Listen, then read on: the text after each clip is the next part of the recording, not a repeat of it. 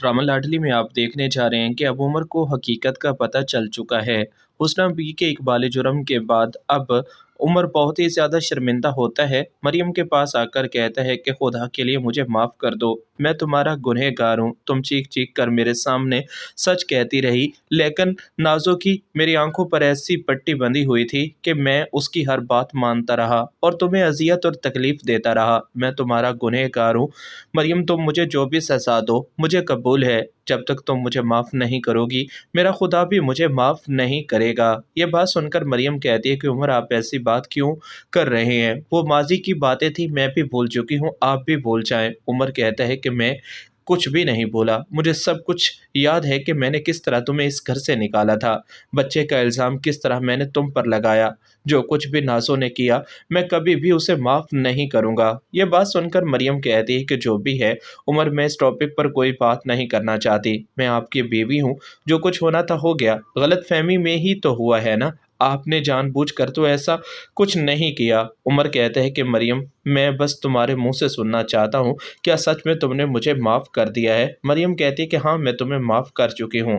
मैं नहीं चाहती कि अब हमारे बीच किसी किस्म की कोई भी गलतफहमी हो। मैं तो सिर्फ़ और सिर्फ़ अपना घर बचाना चाहती थी। मैं तो आपके साथ अपनी सारी ज़िंदगी गुजारना चाहती थी। लेकिन हर बार नाज़ो बीच में आ जाती और नाज़ो कोई ना कोई बात कर देती। उमर कहता है कि नाज़ो को मैं नहीं छोड़ूंगा, उसका वो हाल करूंगा कि वो किसी को मुंह दिखाने के काबिल नहीं रहेगी। ये बात सुनकर एक बार फिर मरियम कहती है कि जो भी है, आप ऐसा कुछ ना ही करें तो वही बेहतर है।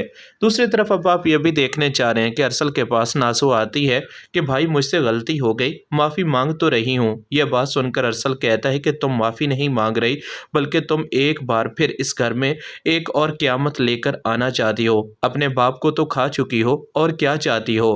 पहले तुमने मरियम के बच्चे की जान ली और उसके बाद जो कुछ तुम की कर चुकी हो, मैं तुम्हें कभी भी माफ़ नहीं करूँगा। परवेज़ पर तुमने झूठा इल्ज़ाम लगाया।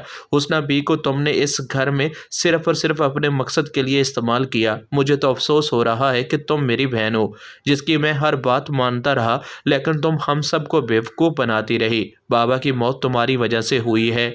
जो तुम्हारे लाड उठाता था, तुम्हारी हर बात मानता था, तुमने उसको ही मार दिया। यह बात सुनकर नाज़ो कहती है कि मुझसे बहुत बड़ी गलती हो गई।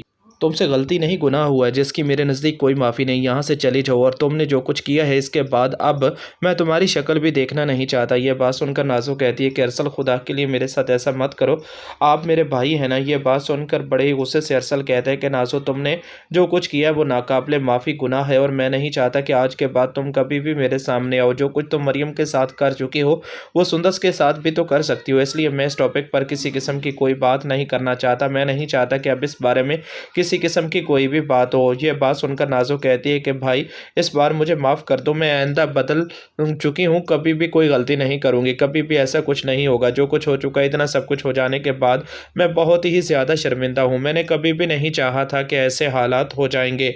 नाज़ो अब बहुत ही ज़्यादा परेशान है। नाज़ो ने कभी भी नहीं चाहा था कि ऐसे हालात हो जाएंगे। ये सब कुछ आप आने वाले एपिसोड में देखने जा रहे हैं। दोस्तों, चैनल को सब्सक्राइब कर लें। शुक्रिया, अल्लाह हाफिज़। अपना ख्याल रखें और चैनल को सब्सक्राइब करना ना भूलें।